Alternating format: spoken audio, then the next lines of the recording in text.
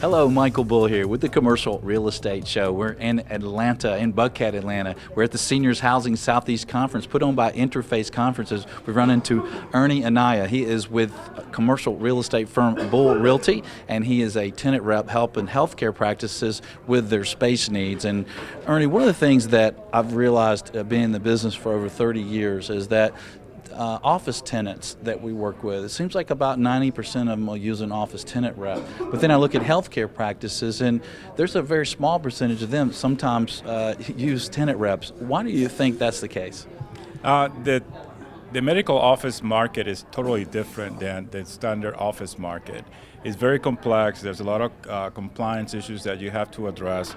Space is also not easily transferable between one specialty to the next. And having those nuances and knowing about those nuances is very important to your client. And most tenant reps that cover regular office don't have that background, and that's why some of our customers our clients are very happy to work with us, because we know what are the requirements and what they need to do.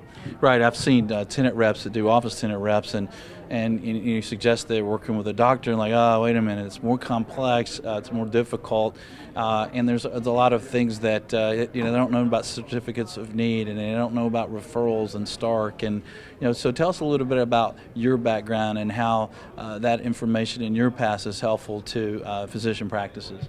Yeah, a good point that you brought is certificate of needs.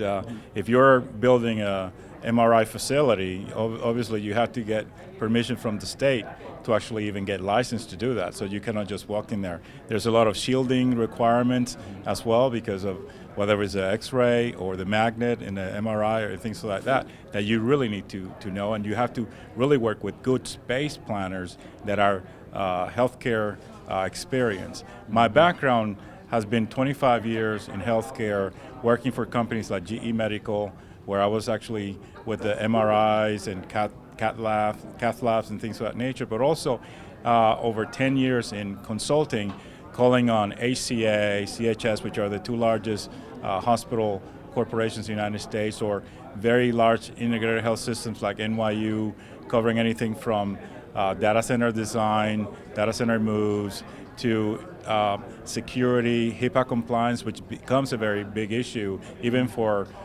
group practices, because if a landlord gets access to your office, now you're jeopardizing privacy, and that could be a violation of HIPAA. So having all those nuances and knowing about them is going to help the client make a better decision from a site perspective. Yeah, and that makes sense. And I think, I do office tenant representation myself, and I don't have to deal with much as demographics. Right. I may be mapping where all their customers are and clients, and then on people who work there. But in healthcare, demographics can be very important, right? It's almost like retail. If you're going to have a successful office, you have to have the right number of patients that are able to pay for your services. So locating is the most important thing that you could do. It's almost like retail, where you have to look at the site analysis, look at the demographics. What is your what is the number of population to physician ratio, so you know the competition in that site. What's a ratio that if I'm in that ratio, I might want to consider moves? If I'm having less than 2,000 per physician ratio, you're probably in a very competitive place. The utmost is 5,000 or higher, because it gives you kind of like more of a room. But also, just as important is, what is the population? What are the demographics? If you're going to be pediatrics practice, you're not going to locate in an area where the majority of the population is 50 plus.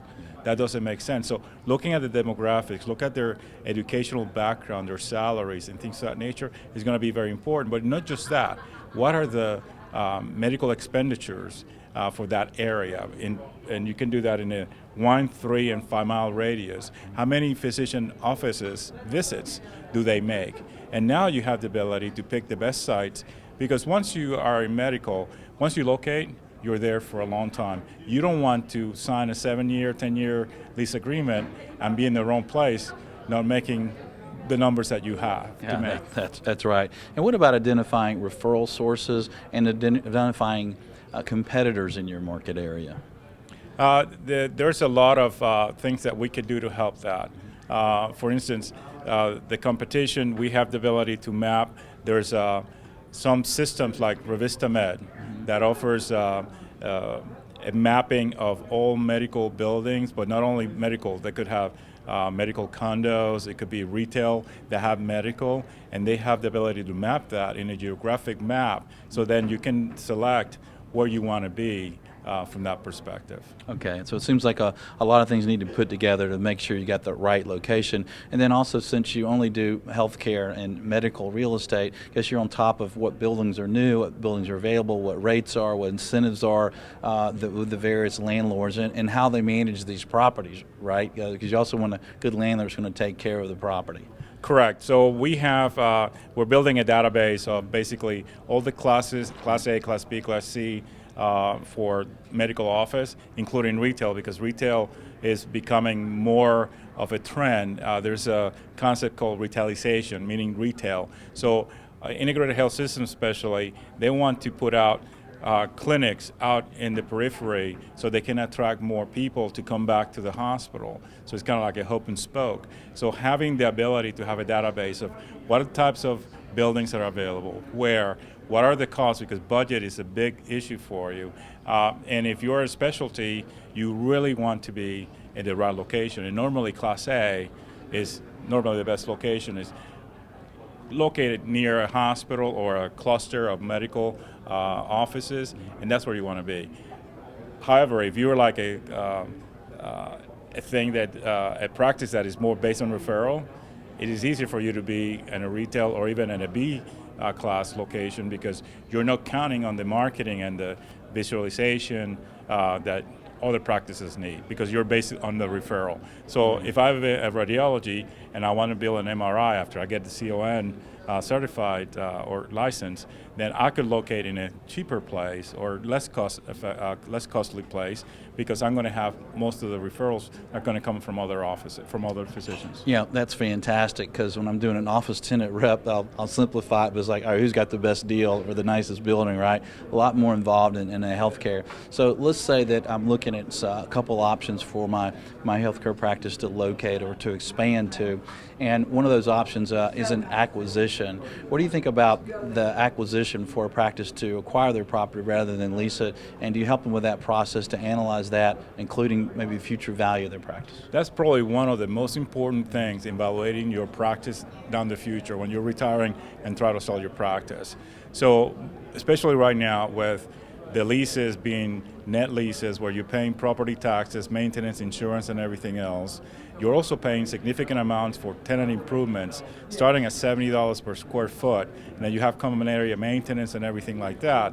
When you look at that, it's a good thing to do a lease versus buy analysis to make sure that your return on investment is going to be the best. It could be that the lease is a better choice, but maybe not. So if we do the analysis, which we would do for our clients, then we can determine for them not only the best location, because location will also contribute to return on investment, but what is the best lease term, or buying, or even building your own office. Right. So, and that's sometimes I've heard you talk about that before as well. So if the best choice is to find a site and build a new building, whether the physician practice is doing that as a principal or they're just a tenant and you're acquiring the site and you've got somebody to develop it and build it. So there's a lot of different options that you can look at. Correct. With the key really being the best location at a reasonable price. Right? yeah, and if you look at right now, the supply for medical office in Atlanta is kind of tight. There's about $1 billion in construction right now, so it's difficult sometimes to find the best location. So if you're looking at really building, you really can pick your location and said, this is the best place for my demographics, and then start looking at what is the best accessible and visible location where the traffic ingress and egress, and doing the site analysis, and all of a sudden it's like, wow, I just picked up that piece of land building my building, did it cost effectively, and now I'm in the best location. I can be here 20 years. Okay. And Ernie, if I have a practice, I want to expand, I want to look at new options, or maybe I have a renewal option coming up, how far in advance of that date that I've got to give an option to renew or not, should I start the process? You normally should start thinking about this about 2 years ahead of time, especially if you're also looking at expanding. So you should have a strategic plan. I call it the healthcare strategy. What is your healthcare strategy? What are you trying to do? Because healthcare. I'm just trying to eat healthy, exercise. Right. No, but I mean your healthcare real estate strategy. Right. What are you doing with that? So a few weeks ago, I got a call from a potential client, and she had about a month and a half left to move. Yeah. And she hasn't even found the right location yet. Yeah. That is a bad situation to be in. You really need to, because of all the different elements in medical, it is totally different. If you look at, for instance, the regular office, I can take the space, look at it, not make any changes, and sign the lease in a week time frame. I mean, if you're lucky. In a healthcare environment, you have to do the tenant improvements, you have to do the permits, you have to do the certificate of occupancy. You have to do so many things that if you wait that long, you're not going to make it. Right, and you won't have the power of negotiation on your side if you wait too. Not. Yeah. You're then you gave up your trump card, so to speak. Okay, so look at demographics really closely. Make sure that you're in the right spot to do well. Also, start early. 2 great tips. Ernie, thanks for joining us today. Oh, thank you very much for having me on your show. Michael Bull with the Commercial Real Estate Show. The Commercial Real Estate Show is brought to you by Bull Realty Commercial Advisors, a great place to do business. Visit bullrealty.com. RealNex, a comprehensive and powerful suite of commercial real estate tools at an incredibly low price. Visit realnex.com. That's REALNEX. Xceligent, the resource professionals use for commercial real estate information. Visit xceligent.com. That's XCELIGENT. Commercial Search, the source to market and source available properties for sale or lease. Visit commercialsearch.com. For more information on these great companies or for additional videos, podcasts, or articles, visit CREshow.com.